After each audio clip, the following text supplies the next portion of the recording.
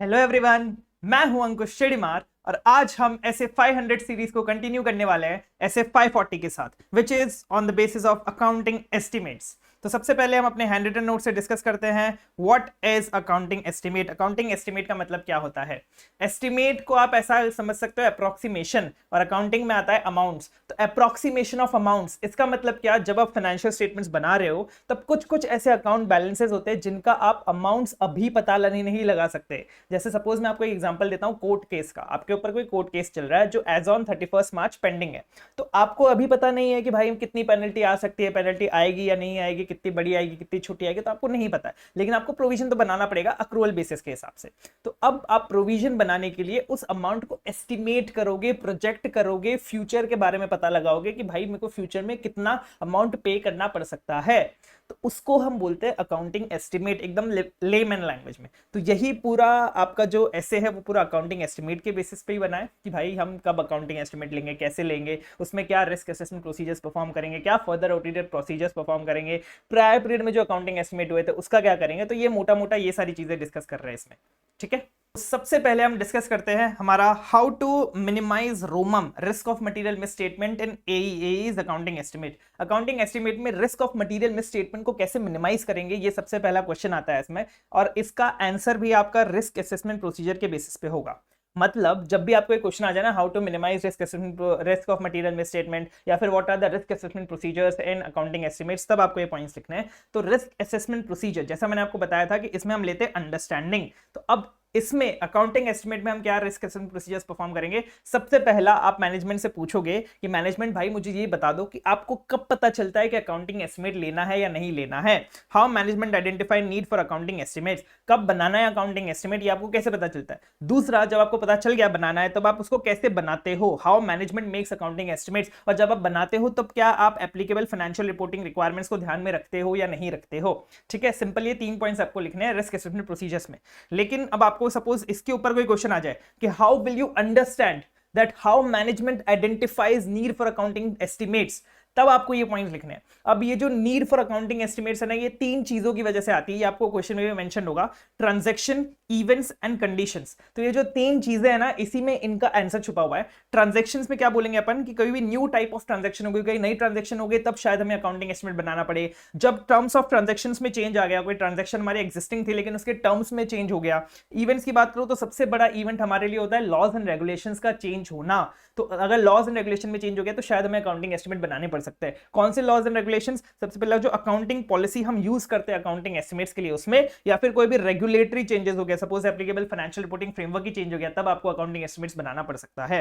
And conditions में तो कोई भी अगर नई कंडीशन आ गई तो हमें अकाउंटिंग एस्टिमेट बनाना पड़ सकता है। तो ये आपका एक पूरा क्वेश्चन हो गया। एंड दूसरा क्वेश्चन आपका आ सकता है इसमें, हाउ ऑडिटर अंडरस्टैंड्स, या फिर what is the estimation making process of management, how management makes accounting estimate. तो उसमें सबसे पहले आप ऐसा समझो कि आप अंडरस्टैंडिंग लेने जा रहे हो कि मैनेजमेंट कैसे अकाउंटिंग एस्टिमेट बनाती है। तो आप उनसे क्या क्या चीजें पूछोगे, सिंपल इसमें ये बोलना है अपने को। सबसे पहले आप उनको पूछोगे भाई मेथड, आप कौन सा मेथड यूज करते हो, कौन सा मॉडल यूज करते हो। मॉडल मतलब वो जो हम एएफएम में पढ़ते थे, ब्लैक शॉल मॉडल, ये सारे जो भी मॉडल्स हम लोग पढ़ते थे एएफएम में, वो सारे मॉडल्स की बात हो रही है। तो आप कौन सा मेथड यूज करते हो, कौन सा मॉडल यूज करते हो, और क्या उन मेथड्स और मॉडल्स में कोई चेंजेस है when compare to prior period. Prior period में जो भी आप मॉडल मेथड यूज करते थे, क्या उससे करंट ईयर में कोई चेंज हुआ है कि नहीं हुआ है। ठीक है, मैनेजमेंट ने बोला भाई हमें ये सब नहीं पता, क्योंकि हमारा जो अकाउंटिंग एस्टिमेट बनाता है वो एक्सपर्ट बनाता है, क्योंकि मैनेजमेंट यूज कर सकते हैं एक्सपर्ट्स को। तो मैनेजमेंट अकाउंटिंग एक्सपर्ट मतलब मैनेजमेंट अकाउंटिंग एस्टिमेट वो बनाता है, एक्सपर्ट बनाता है। अब एक्सपर्ट जब भी कोई काम करता है ना मैनेजमेंट के लिए, उस पर मैनेजमेंट, उसके ऊपर मैनेजमेंट का कंट्रोल होना चाहिए। ठीक है, जब भी कोई एक्सपर्ट काम करता है उसके लिए मैनेजमेंट का उस पर कंट्रोल होना चाहिए। एंड दूसरा, एक्सपर्ट यूज करता है अपने अजम्पशंस। एक्सपर्ट जब भी अकाउंटिंग एस्टिमेट्स आप बनाते हो वो आपके अजम्पशंस के बेसिस पे बनते हैं, और जहां पे भी अजम्पशंस होते हैं वहां पे होती है एस्टिमेशन अनसर्टेनिटी। एस्टिमेशन अनसर्टेनिटी का मतलब क्या है? जब भी आपने एस्टिमेट किया है, जो एस्टिमेट किया है वो एक्चुअल से डिफर कर सकता है, उसको हम बोलते हैं एस्टिमेशन अनसर्टेनिटी, क्योंकि यहां पे अनसर्टेनिटी है, सर्टेन नहीं है। आपने जो पेनल्टी अमाउंट निकाला, जो भी आपको कोर्ट को पे करना पड़ सकता है, क्या पता बाद में जाके पता चला कि पेनल्टी पे ही नहीं करनी या फिर उससे ज्यादा पेनल्टी पे करनी है। This is called estimation uncertainty, कि actual is different from your estimation. ठीक है, तो उसका वो जब जहां पे भी अजम्पशन होता है वहां पे एस्टिमेशन अनसर्टेनिटी होती है। तो एक बार हम अपने नोट से भी डिस्कस कर लेते हैं। ऐसे 540 which is auditing accounting estimate, accounting estimate जो बनाया उसको ऑडिट करेंगे, including fair value accounting estimate and disclosures.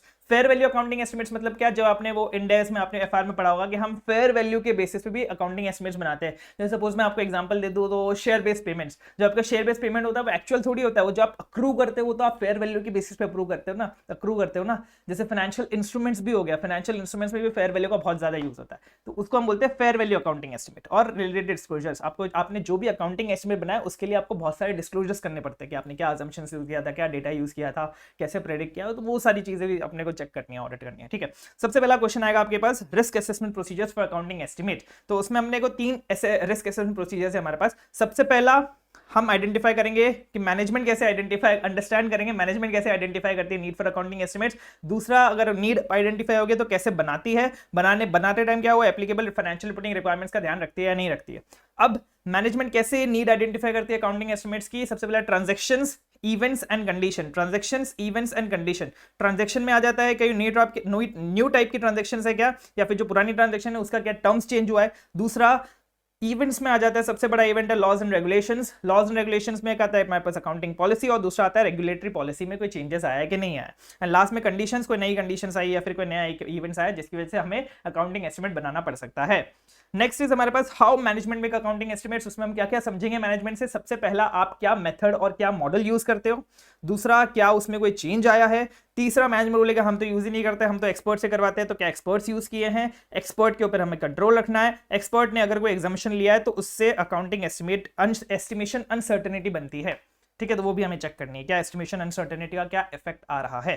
तो ये आपका एक क्वेश्चन रेडी हो गया which is risk assessment procedure. अब रिस्क असेसमेंट प्रोसीजर्स है तो फर्दर ऑडिट प्रोसीजर्स भी होगा ही। जब आपने रिस्क को असेस कर लिया, अब उसको रिस्पॉन्स करने के लिए आप अपने प्रोसीजर्स परफॉर्म करोगे। तो यहां पे बोल रहा है further audit procedures responses to risk of material misstatement. तो फर्दर ऑडिट प्रोसीजर्स करने से पहले आपको कुछ डिटरमाइन करना है, ऑडिटर आपको कुछ डिटरमाइन करना है। समझ में आ रहा है क्या डिटरमाइन करना है। सबसे पहली चीज, क्या applicable financial reporting frameworks apply हुए हैं या नहीं हुए हैं। अकाउंटिंग एस्टिमेट्स को बनाते टाइम क्या applicable financial reporting framework apply हुए हैं या नहीं हुए हैं, सबसे पहली चीज ये। दूसरा, आपको ये डिटरमाइन करना है कि जो भी मेथड उन्होंने लगाया है अकाउंटिंग एस्टिमेट बनाते टाइम, क्या वो एप्रोप्रिएट है एंड कंसिस्टेंटली अप्लाइड है। कंसिस्टेंटली अप्लाइड का मतलब क्या होता है कि आपने साल बल साल, ईयर ऑन ईयर आपने वही मेथड यूज किया है या नहीं किया है। लेकिन अगर आपने वही मेथड यूज नहीं किया है, कोई चेंज किया है, तो क्या चेंज एप्रोप्रिएट है। ये 3 सिंपल सी चीजें डिटरमाइन करनी है आपको कि एप्लीकेबल फाइनेंशियल रिपोर्टिंग फ्रेमवर्क के हिसाब से बनाया नहीं बनाया, मेथड एप्रोप्रिएट है और कंसिस्टेंटली अप्लाइड है।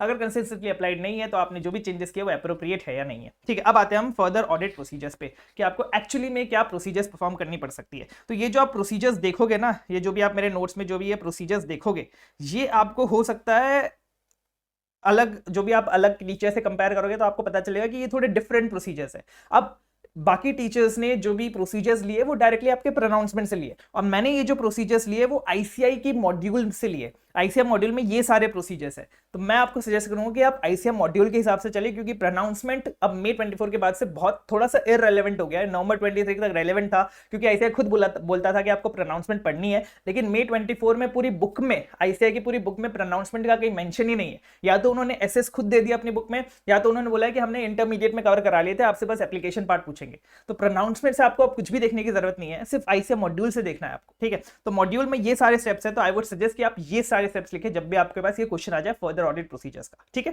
तो फर्दर ऑडिट प्रोसीजर्स में सबसे पहला काम अगर आपने रिस्क को एसेस कर लिया तो आप ये देखोगे भाई जो भी एंटिटी डेटा यूज कर रही है उस अकाउंटिंग एस्टिमेट को बनाने के लिए क्या डेटा सही है, क्या वो डेटा सही है, सबसे पहले हम ये देखेंगे, ठीक है। दूसरा सेम, मतलब जब भी अकाउंटिंग एस्टिमेट बात आ जाए ना, आप ये दिमाग में डाल लेना मेथड्स आ जाता है, अजम्पशंस आ जाता है, मॉडल्स आ जाता है, ठीक है। तो आप अकाउंटिंग एस्टिमेट को चेक कर रहे हो तो सबसे पहले उसके बाद आप देखोगे मेथड क्या एप्रोप्रिएट है और अजम्पशंस क्या रीजनेबल है।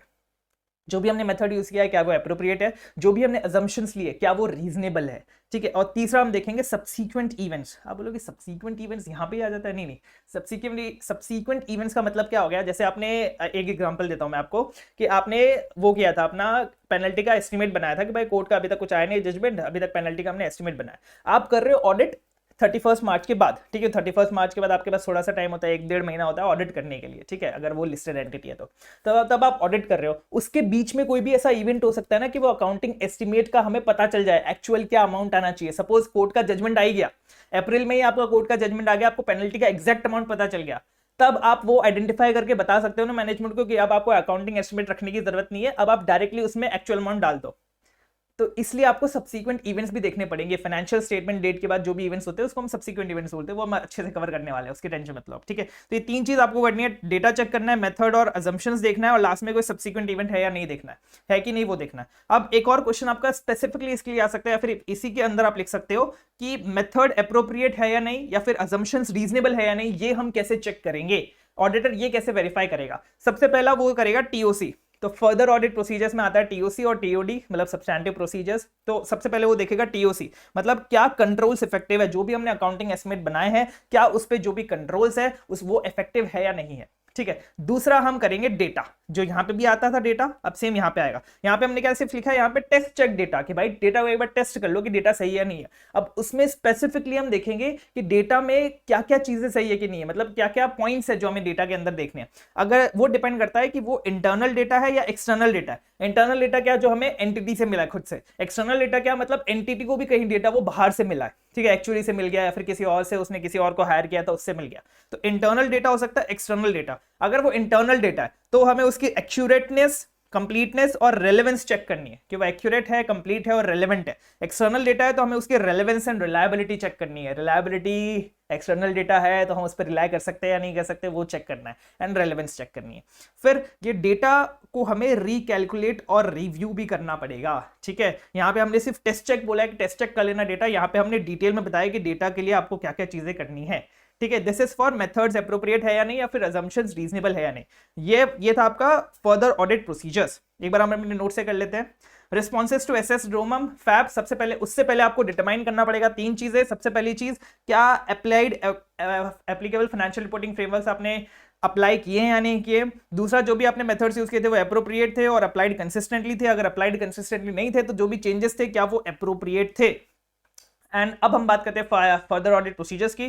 फर्दर ऑडिट प्रोसीजर्स में आपको सबसे पहले डेटा चेक करना है कि भाई क्या डेटा सही है। अब डेटा में क्या क्या चीजें चेक करनी है वो नीचे आएगा, ठीक है। अभी हम सिर्फ डेटा चेक कर रहे हैं। दूसरा, हम चेक करेंगे कि भाई जो भी सब्सीक्वेंट इवेंट्स है, events occurring up to auditor's report.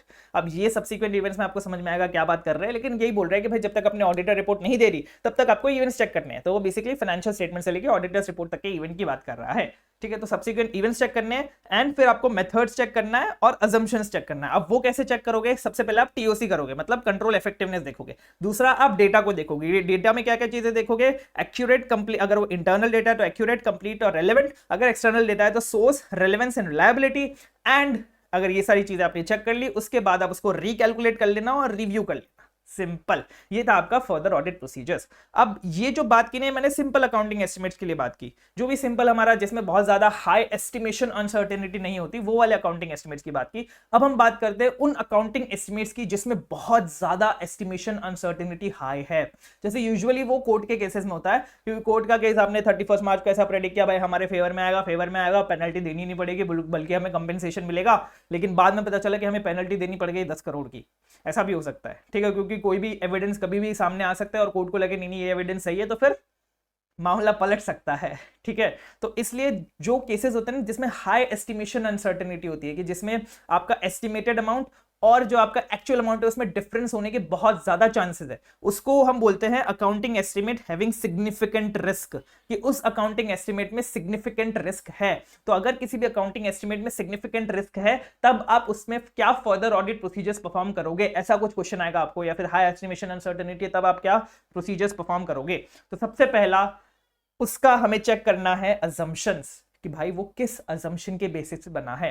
Assumptions में 2 चीजें चेक करेंगे। सबसे पहला, अगर कोई अल्टरनेटिव अजम्पशन था, मतलब एक अजम्पशन के बेसिस पे मैनेजमेंट ने वो अकाउंटिंग एस्टिमेट बनाया, अब क्या उस अजम्पशन के अल्टरनेटिव्स थे या नहीं थे, मतलब मैनेजमेंट और भी कोई अजम्पशन ले सकता था या नहीं ले सकता था, and why management rejected those alternative assumption. क्योंकि आप ऑब्वियसली एक अजम्पशन के बेसिस पे अकाउंटिंग एस्टिमेट बनाओगे, तो बाकी अजम्पशंस आपने क्या कर दिए, रिजेक्ट कर दिए। तो क्यों वो अजम्पशन रिजेक्ट कर दिया, उसका बेसिस क्या था। एंड दूसरा, कोई भी अगर सिग्निफिकेंट अजम्पशन हमने बनाई है, सिग्निफिकेंट रिस्क है, तो उसके लिए हमने सिग्निफिकेंट अजम्पशंस बनाई होंगी, तो क्या वो सिग्निफिकेंट अजम्पशंस रीजनेबल है। अजम्पशंस के साथ तो ऑब्वियसली रीजनेबल वाला पॉइंट तो आ ही जाता है कि क्या अजम्पशंस रीजनेबल है।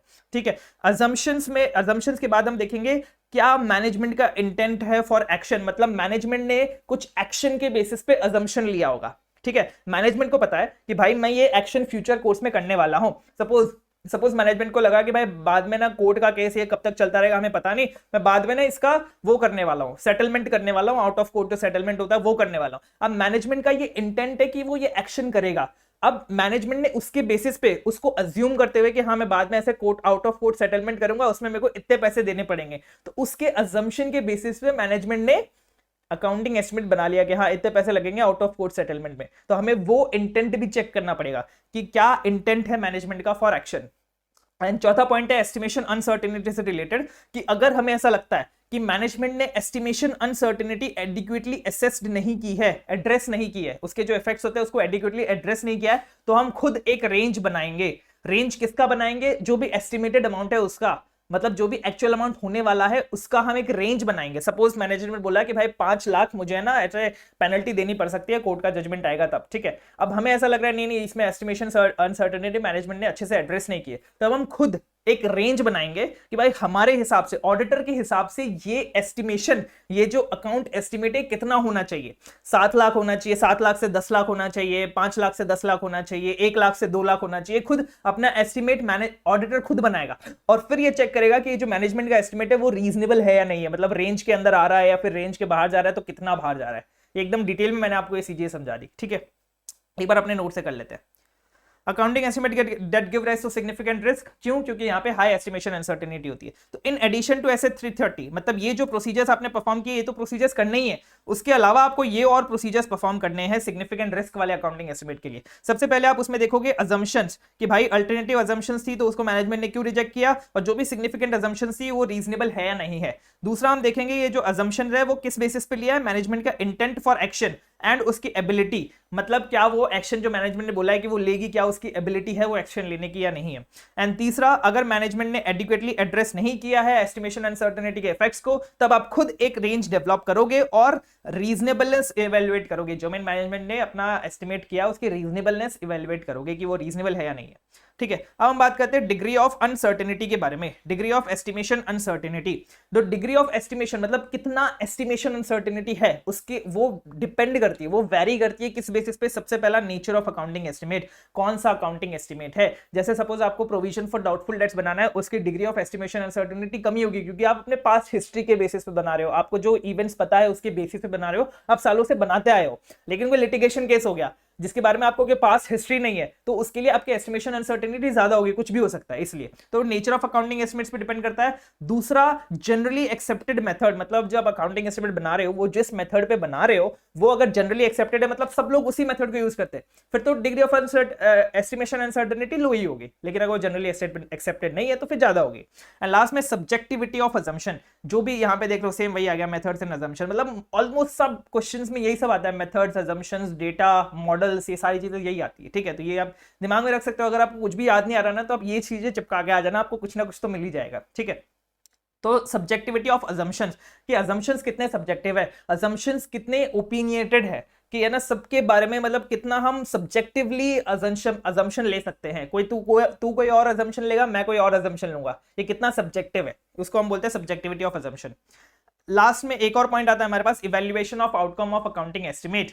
आउटकम ऑफ अकाउंटिंग एस्टिमेट मतलब क्या, अब अकाउंटिंग एस्टिमेट खत्म हो गया, अब हमें एक्चुअल चीज पता चल गई। जैसे सपोज कोर्ट केस की बात करूं तो कोर्ट केस खत्म हो गया, कोर्ट का डिसीजन आ गया, तो उसको हम बोलते हैं आउटकम ऑफ अकाउंटिंग एस्टिमेट। ठीक है, अगर डिफरेंस है, difference between outcome of accounting estimate and amount originally disclosed in financial statements, जो भी अकाउंटिंग एस्टिमेट का आउटकम आया, मतलब जो भी लास्ट में फाइनल अमाउंट आया एंड जो भी अमाउंट हमने एस्टिमेट किया था, उन दोनों के बीच में अगर डिफरेंस है तो this does not necessarily represent financial misstatement in financial statement। इसका मतलब misstatement ऐसा मत समझ लेना, आप बोलोगे सर एंटिटी ने ना ऐसे एस्टिमेट किया था 5 लाख का पेनल्टी आएगा, लेकिन है ना 1 महीने बाद जब कोर्ट केस आया ना तो 10 लाख का पेनल्टी आ गया, मतलब मैनेजमेंट ने मिस स्टेटमेंट किया था अपने फाइनेंशियल स्टेटमेंट में। ऐसा मत समझना, क्योंकि आपके जो सब्सिक्वेंट इवेंट्स होते हैं ना वो इफेक्ट करते हैं आपके आउटकम को, इसलिए।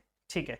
Next is accounting estimate of prior period, मतलब प्रायर पीरियड के अकाउंटिंग एस्टिमेट्स है उसको भी आपको चेक करना है। ऑडिटर को प्रायर पीरियड फाइनेंशियल स्टेटमेंट्स में जो भी अकाउंटिंग एस्टिमेट्स हुए हैं उसको भी चेक करना है, करंट पीरियड वालों को करना ही करना है। अब मैनेजमेंट आपको ऐसे मना नहीं कर सकता है, क्वेश्चन आपको आ सकता है कि मैनेजमेंट ने मना कर दिया, पिछले अकाउंटिंग एस्टिमेट्स देख के क्या करोगे, आपको तो करंट पीरियड से मतलब होना चाहिए। लेकिन ऑडिटर को बताना पड़ेगा कि नहीं मैनेजमेंट, मुझे ये सारे प्रोसीजर जो मैं आपको बताऊंगा ये आपको परफॉर्म करने हैं उन प्रायर पीरियड फाइनेंशियल स्टेटमेंट्स पे, प्रायर पीरियड अकाउंटिंग एस्टिमेट्स पे, इसलिए मुझे प्रायर पीरियड अकाउंटिंग एस्टिमेट्स की भी डिटेल्स चाहिए। ठीक है, क्या है मैं सबसे पहले आपको बताता हूं। ऑडिटर को रिव्यू करना पड़ेगा अकाउंटिंग एस्टिमेट्स या फिर उसको री एस्टिमेट करना पड़ेगा अकाउंटिंग एस्टिमेट्स। री एस्टिमेट का मतलब क्या होता है, आपने एक अकाउंटिंग एस्टिमेट बनाया, सपोज कोर्ट केस का ही मैं आपको एग्जांपल देता हूं कि आपने 31 मार्च को एक अकाउंटिंग एस्टिमेट बनाया कि मुझे 5 लाख की पेनल्टी देनी पड़ सकती है, पिछले साल बनाया था।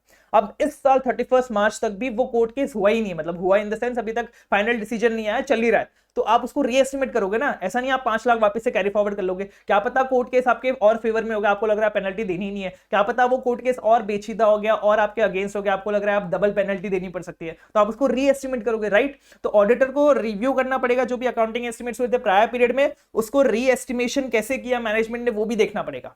वो किसके बेसिस पे होगा, nature of accounting estimate, accounting estimates का नेचर क्या है, एंड जो भी हमें इंफॉर्मेशन मिली इस रिव्यू से क्या वो रेलेवेंट है to identify and assess risk of material misstatement in current period.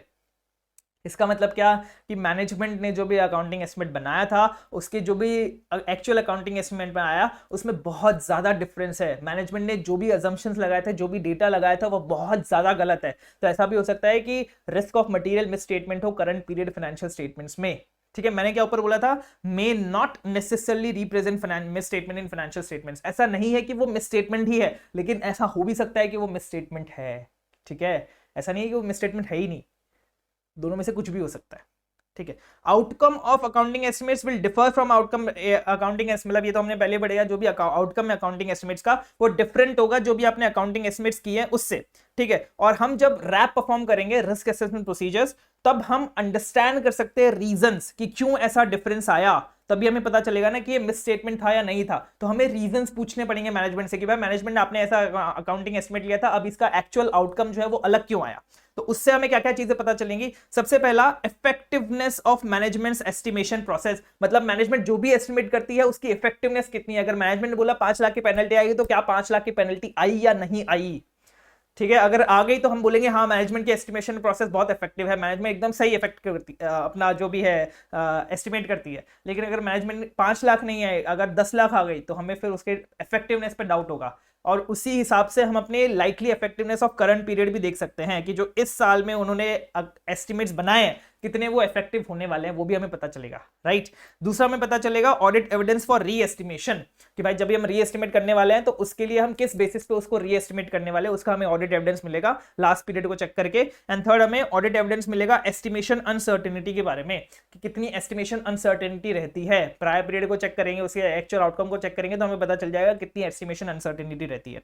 ठीक है, रिव्यू ऑफ प्रायर पीरियड हमें एक और चीज बता सकता है अबाउट पॉसिबल मैनेजमेंट बायस, कि मैनेजमेंट सोचती है कि चलो यार इस बार है ना हमारा सेल्स कम है तो हमें ना प्रोविजन फॉर डाउटफुल डेट्स कम बनाते हैं, एजम्पशंस उसमें वो वैसे वाले एजम्पशन यूज करते हैं जिससे हम ऑडिटर को बताएंगे कि भाई इस बार है ना हमारा डाउटफुल डेट्स है ना कम होने वाला है। तो ये मैनेजमेंट का बायस है, management is biased to create provision for doubtful debts in the lower side, क्योंकि उसका प्रॉफिट कम आया, उसका सेल्स कम आया इस बार, ठीक है, रेवेन्यू कम है इसलिए, तो ये मैनेजमेंट बायस है। तो हमें ये भी पता चल सकता है प्रायर पीरियड को चेक करके कि क्या कोई पॉसिबल मैनेजमेंट बायस था या नहीं था।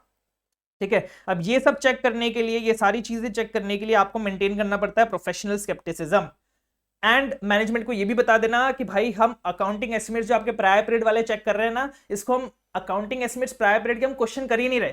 मतलब मैनेजमेंट को ये नहीं बताएंगे कि आपने अकाउंटिंग एस्टिमेट्स प्रायर पीरियड में गलत बनाए थे जबकि आपका एक्चुअल आउटकम अलग आया, आपने ये वाले अकाउंटिंग एस्टिमेट्स क्यों बनाए थे, हम ऐसा नहीं बोलेंगे मैनेजमेंट को। क्यों? क्योंकि जो मैनेजमेंट ने अकाउंटिंग एस्टिमेट बनाए थे प्रायर पीरियड में, मतलब 31 मार्च को जो अकाउंटिंग एस्टिमेट बनाए थे, what it was based on the information available on that date. ठीक है, और हमारे पास इंफॉर्मेशन है नेक्स्ट ईयर की, क्योंकि तब वो अकाउंटिंग एस्टिमेट फाइनलाइज हो चुका है। तो अगर 31 मार्च को अगर मैनेजमेंट ने अकाउंटिंग एस्टिमेट बनाए हैं तो वो उस इंफॉर्मेशन के बेसिस पे बनाए जब वो इंफॉर्मेशन अवेलेबल थी, जिस दिन वो इंफॉर्मेशन अवेलेबल थी। ठीक है, तो that does not question judgements made in prior period. ये जो हम रिव्यू कर रहे हैं वो that does not question judgements जो मैनेजमेंट ने लिए प्रायर पीरियड में। Next is disclosures related to accounting estimates. क्या क्या डिस्क्लोजर्स हमें करने अकाउंटिंग एस्टिमेट्स के रिलेटेड। सबसे पहले हमें लेना है सफिशिएंट एप्रोप्रिएट ऑडिट एविडेंस की जो भी डिस्क्लोजर्स किए हैं वो as per applicable financial reporting framework किए हमने। और दूसरा जो भी अकाउंटिंग एस्टिमेट है जिसमें सिग्निफिकेंट रिस्क है उसमें हमें एस्टिमेशन अनसर्टेनिटी के बारे में बहुत अच्छे से बता दिया है, क्योंकि estimation uncertainty is the main thing, बहुत ज्यादा हाई होती है, तो उसको हमने अच्छे से बता दिया, अपने फाइनेंशियल स्टेटमेंट्स में डिस्क्लोज कर दिया। अब एक पॉइंट है presentation of financial statements. Presentation मतलब जब हम फाइनेंशियल स्टेटमेंट्स बनाते हैं तो उसमें हमें क्या क्या डिस्क्लोजर्स करना है अबाउट अकाउंटिंग एस्टिमेट्स। भाई वही सारी चीजें जो सेम अभी अब तक इतनी सारी चीजें हमने पढ़ ली, वही सारी चीजें। सबसे पहला है मेथड एंड मॉडल, क्या मेथड है क्या मॉडल है जिससे हमने अकाउंटिंग एस्टिमेट बनाया है, उसमें क्या कोई चेंजेस है मेथड में, ठीक है। दूसरा क्या अजम्पशन यूज की है, कैसे हमने सिलेक्ट किया अकाउंटिंग एस्टिमेट, हमने मतलब मैनेजमेंट ने कैसे सिलेक्ट किया अकाउंटिंग एस्टिमेट, उस अकाउंटिंग एस्टिमेट में कितनी एस्टिमेशन अनसर्टेनिटी है, ठीक है। ये सारी चीजें आपको देखनी है कि इतना डिस्क्लोज हुआ है कि नहीं हुआ है। एक ये लास्ट पॉइंट ऐसा बोल रहा है कि कोई भी अगर अकाउंटिंग एस्टिमेट है जिसका सिग्निफिकेंट रिस्क है, भले ही उसने सारे डिस्क्लोजर्स दे दिए हो as per applicable financial reporting framework, मतलब ये सारे डिस्क्लोजर्स भले आपने फाइनेंशियल स्टेटमेंट्स में दे दिए, फिर भी मुझे एज एन ऑडिटर ऐसा लग सकता है कि दैट इज नॉट एडिक्वेट। मुझे ऐसा लग सकता है कि भाई आपने जो भी डिस्क्लोजर्स दिए हैं वो एडिक्वेट नहीं है, और जो एस्टिमेशन अनसर्टेनिटी आपने बताई है वो भी एडिक्वेट नहीं है, ठीक है। ये बहुत मतलब ये थोड़ा सा इररेलेवेंट पॉइंट मुझे लगता है, लेकिन फिर भी एक बात आप सुन लो कि भाई सिग्निफिकेंट रिस्क में अगर आपने ये डिस्क्लोजर सारे as per financial reporting framework दे दिए तो भी मैं ऐसा बोल सकता हूँ कि नहीं आपने एस्टिमेशन अनसर्टेनिटी का जो डिस्क्लोजर दिया है वो गलत है। फिर बात करते हैं रिटर्न रिप्रेजेंटेशन। आपको क्या रिटर्न रिप्रेजेंटेशन लेना है फ्रॉम मैनेजमेंट एंड टीसीडब्ल्यूजी कि जो भी सिग्निफिकेंट अजम्पशंस है वो रीजनेबल है, उनसे बस ये लिखवा के ले लो भाई जो भी सिग्निफिकेंट अजम्पशंस आपने लिए वो रीजनेबल है।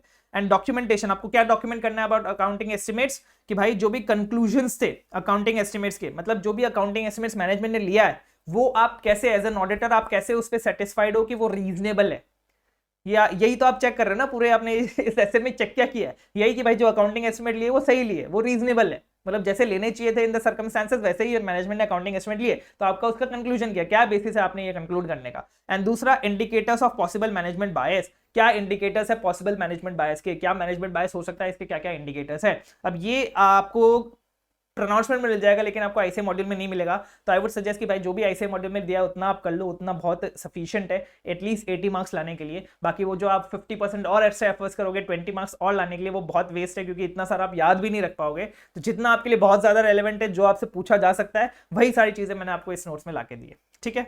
तो ये इंडिकेटर्स ऑफ पॉसिबल मैनेजमेंट बायस। अब ये 4 पॉइंट्स ना बहुत रेलेवेंट भी है बहुत इररेलेवेंट भी है, क्योंकि इससे ना डायरेक्ट क्वेश्चन आ सकता है, वो बोलेगा कि भाई आप ऐसे हमें अकाउंटिंग एस्टिमेट बता दो जिसकी लो एस्टिमेशन अनसर्टेनिटी होती है या फिर हाई एस्टिमेशन अनसर्टेनिटी होती है, या फिर आप ऐसे अकाउंटिंग एस्टिमेट बनाओ जो फेयर वैल्यू अकाउंटिंग एस्टिमेट है या फिर other than fair value accounting estimate है। तो या तो वो डायरेक्ट क्वेश्चन पूछेगा कि भाई आप डायरेक्ट मुझे ऐसे 4-5 नाम बता दो, या तो वो ऐसे पूछेगा आपको कोई एक एग्जाम्पल दे देगा, इनमें से कोई भी एक पॉइंट उठा के दे देगा, एमसीक्यू में पूछ सकता है कि कोई भी एक पॉइंट उठा के दे देगा, बोलेगा बताओ ये कौन सा अकाउंटिंग एस्टिमेट है।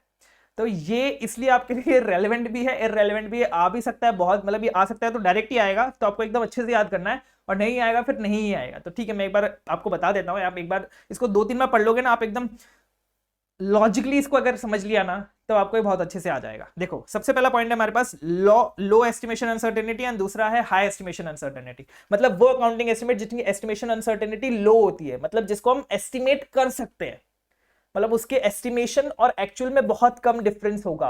और एक अकाउंटिंग एस्टिमेट है जिनके हाई एस्टिमेशन अनसर्टेनिटी होती है, मतलब उनके एक्चुअल और एस्टिमेट में बहुत ज्यादा डिफरेंस होने के चांसेस हैं, ठीक है। तो अब लो एस्टिमेशन अनसर्टेनिटी वाले एकदम सिंपल है, मतलब वो एंटिटीज जिनके कॉम्प्लेक्स बिजनेस एक्टिविटी नहीं है, जिनकी बिजनेस एक्टिविटी कॉम्प्लेक्स नहीं, बहुत सिंपल बिजनेस एक्टिविटी, यहां से माल खरीदा यहां पे बेचा, तो उनके अकाउंटिंग एस्टिमेट बहुत सिंपल होंगे, लो एस्टिमेशन अनसर्टेनिटी वाले होंगे। कॉम्प्लेक्स नहीं है इसका मतलब क्या, सिंपल एंड ईजी है, ठीक है। कॉम्प्लेक्स नहीं है इसका मतलब क्या, सिंपल एंड इजी है। अब ये सिंपल एंड इजी क्यों है, क्योंकि उसका जो डेटा होता है ना अकाउंटिंग एस्टिमेट बनाने का वो रेडिली अवेलेबल है। डेटा जो अकाउंटिंग एस्टिमेट बनाने के लिए हम यूज करते हैं वो रेडिली अवेलेबल है। रेडिली अवेलेबल है इसका मतलब क्या, जो भी मॉडल है, क्यों रेडिली अवेलेबल है, क्योंकि जो भी मॉडल हम यूज कर रहे हैं वो well known and generally accepted है, मतलब सब लोग वही यूज कर रहे हैं, इसलिए डेटा रेडिली अवेलेबल है, इसलिए वो सिंपल एंड ईजी है, ठीक है। एंड अब ये मॉडल जो है वो जनरली एक्सेप्टेड क्यों है, क्योंकि हम इसको बार बार बनाते हैं, सब लोग इसको बार बार अकाउंटिंग एस्टिमेट सब लोग frequently made and updated frequently बनाते हैं, क्योंकि ये रूटीन ट्रांजैक्शन है बेसिकली। तो सिंपल मतलब आपका बिजनेस कॉम्प्लेक्स, आपका बिजनेस एक्टिविटी कॉम्प्लेक्स नहीं है, क्योंकि वो सिंपल एंड ईजी है। सिंपल एंड ईजी इसलिए क्योंकि डेटा रेडिली अवेलेबल है, डेटा रेडिली अवेलेबल इसलिए क्योंकि मॉडल्स जो भी हम यूज करते हैं वो वेल नोन और जनरली एक्सेप्टेड है, क्योंकि वो रूटीन ट्रांजैक्शन के लिए, ठीक है, रूटीन ट्रांजेक्शन मतलब वो फ्रीक्वेंटली हम रूटीन ट्रांजेक्शन मतलब जो फ्रीक्वेंट ट्रांजेक्शन होती है वो, ठीक है। तो ये सारा आप 2-3 बार पढ़ोगे आपको अच्छे से याद हो जाएगा। फिर है हाई एस्टिमेशन अनसर्टेनिटी। कब हाई एस्टिमेशन अनसर्टेनिटी होती है? जो भी हम एग्जांपल अभी तक दे रहे थे, कोर्ट केस, उसकी एस्टिमेशन अनसर्टेनिटी हमेशा हाई होती है। कुछ भी हो सकता है, कुछ भी मैनेजिंग कोर्ट है ना भाई, कुछ भी जजमेंट दे सकता है। तो outcome of litigation high estimation uncertainty होती है। दूसरा डेरिवेटिव फाइनेंशियल इंस्ट्रूमेंट्स, एक मैं आपको यहां से कंपेयर करा देता हूं। सबसे पहला डेटा इज रेडिली अवेलेबल। यहाँ पे डेटा रेडिली अवेलेबल नहीं होता ना आपके पास, सिंपल एंड इजी भी नहीं है, ठीक है, ये आपका आउटकम ऑफ लिटिगेशन। दूसरा है डेटा इज रेडिली अवेलेबल, यहाँ पे आपके पास डेटा रेडिली अवेलेबल ही नहीं है, मतलब वो डेरिवेटिव फाइनेंशियल इंस्ट्रूमेंट्स जो नॉट पब्लिकली ट्रेडेड है। अब पब्लिकली ट्रेडेड ही नहीं है तो आप उनका प्राइस कैसे पता करोगे? तो आप फेयर वैल्यू कैसे निकालोगे? तो आप L1 इनपुट से तो फेयर वैल्यू नहीं निकाल सकते, आपको L3 पे जाना पड़ेगा। वो हमने FR में आपने पढ़ा होगा ऐसे, L1 L2 L3। तो आपको पब्लिकली ट्रेडेड वो नहीं है तो आपको उसका प्राइस नहीं पता चल सकता, तो data is not readily available, ठीक है। एंड लास्ट में हमारे पास जो मॉडल है यहाँ पे था well known and generally accepted. यहाँ पे आपको highly specialised entity developed model use करना है। यहाँ पे वेल नोन और जनरली एक्सेप्टेड नहीं, यहाँ पे उस एंटिटी के स्पेसिफिक जो हमने मॉडल बनाया वो आपको यूज करना है, तब एस्टिमेशन अनसर्टेनिटी जो है वो हाई होगी। ये 2 केसेस थे।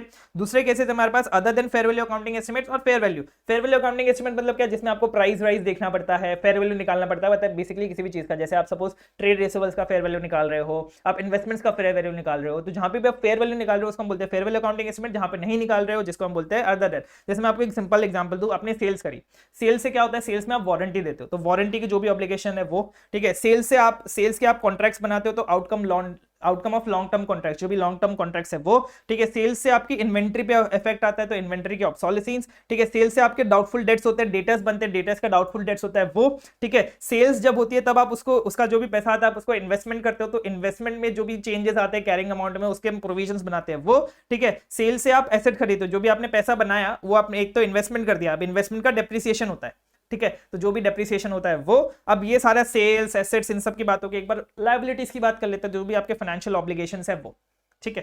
तो ये आपका था other than fair value accounting estimates. और जब भी फेयर वैल्यू अकाउंटिंग एस्टिमेट्स है वो सेम आप इंडेस से याद कर सकते हो कि भाई Ind AS 102 which is for share based payments, Ind AS 103 which is for business combination, Ind AS 105 which is for non current assets held for sale, Ind AS 109 which is for complex financial instruments, जो financial instruments complex है उनकी बात हो रही है, and Ind AS 16 which is for PP. PP में आता है एक बार्टर वाला, जिसमें हमें ना एक्सचेंज करते हैं विदाउट मॉनेटरी, मतलब वो बार्टर एक्सचेंज होता है, वो वाले की बात हो रही है यहाँ पे। तो ऐसे आप 2-3 बार पढ़ोगे तो आपको अच्छे से दिमाग में बैठ जाएगा। तो ये था हमारा एसए 540। आई होप आपको बहुत मजा आया होगा। अगर आपको पसंद आया हो तो प्लीज लाइक कर देना। लाइक टारगेट हम रखते हैं 250 लाइक्स का। मुझे पूरी उम्मीद है कि आप ये लाइक टारगेट बिल्कुल अचीव करा देंगे, जैसे आपने पुराने लाइक टारगेट अचीव कराया। कमेंट में लिख देना हम सीए बनेंगे, ताकि जो भी ये वीडियो देखे उसको एकदम मोटिवेशन आ जाए कि वो भी सीए बन सकता है। And please do share it with your friends. सबसे पहले बहुत बड़ा thank you for supporting me here till now. And अगर आपको कोई भी डाउट हो तो मैं आपको एक बार मेरा नंबर दे देता हूं, आप उस पर मुझे कांटेक्ट कर सकते हैं, स्पेशली फॉर ऑडिट। 90237 में से 2 गया 5601 111, ये 1 है, ठीक है। तो दिस इज माय नंबर, आप यहाँ पे व्हाट्सअप कर सकते हैं, आपका जो भी क्वेरीज हो आप वो मुझे पूछने के लिए। एंड बस दुआ में याद रखना। Thank you, bye bye.